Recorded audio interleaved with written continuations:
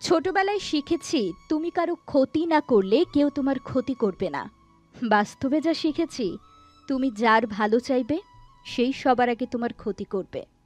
একটু কষ্ট হলেও একা চলতে শেখো, কারণ যাকে ছাড়া তুমি চলতে পারবে না সেই কিন্তু তোমাকে ছাড়া ঠিকই চলতে পারবে।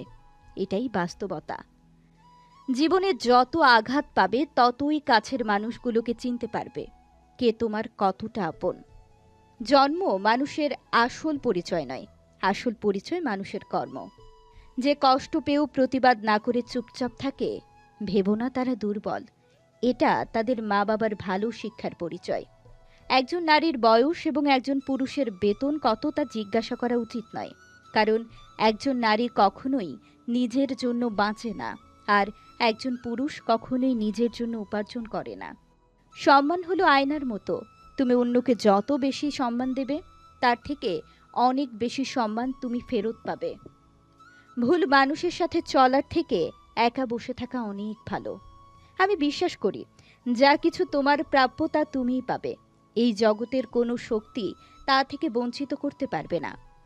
যে মানুষ অন্যের অনুভূতির মূল্য দিতে জানে না, সে কখনোই কাউকে ভালোবাসতে পারে না।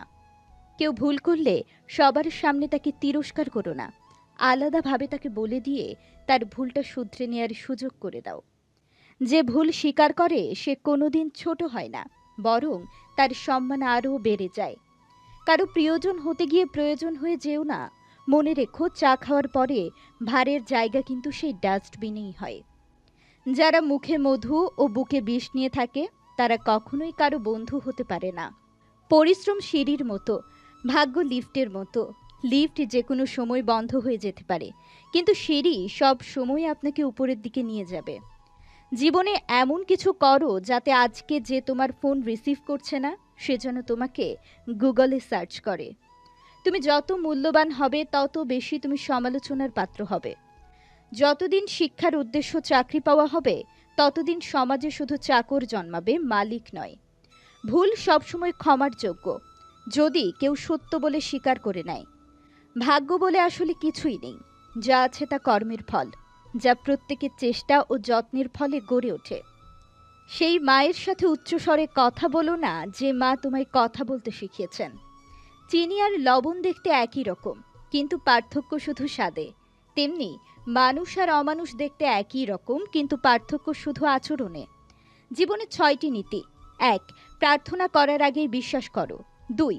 কথা বলার আগে শোনো। 3. খরচ করার আগে উপার্জন করো। 4. কিছু লেখার আগে চিন্তা করো। 5. হাল ছাড়ার আগে চেষ্টা করো। 6. মরার আগে বাঁচতে শেখো। নাম বড় না, পদ বড় না, না অর্থ বড় না কর্ম বড়। আসল কথা হলো, যে বিপদে পাশে দাঁড়িয়ে থাকে সেই সবার বড়। নিজের বাড়ি ভালো হোক বা ভাঙা হোক, নিজের বাড়ির মতো শান্তি কোনো রাজপ্রাসাদেও পাওয়া যায় না। নিজেকে পাল্টানোর প্রথম পদক্ষেপ হলো নিজের সমস্ত ভুলগুলো সম্পর্কে জানা। জীবনে যত বেশি মিথ্যা বলতে পারবে, তত বেশি মানুষের ভালোবাসা পাবে। অহংকার রূপের জন্য নয়, গুণের জন্য থাকা উচিত।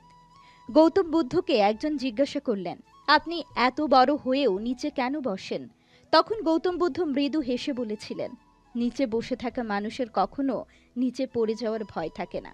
অহংকার তারাই করে যারা হঠাৎ করে এমন কিছু পেয়ে যায় যা পাওয়ার যোগ্যতা আদৌ তাদের ছিল না।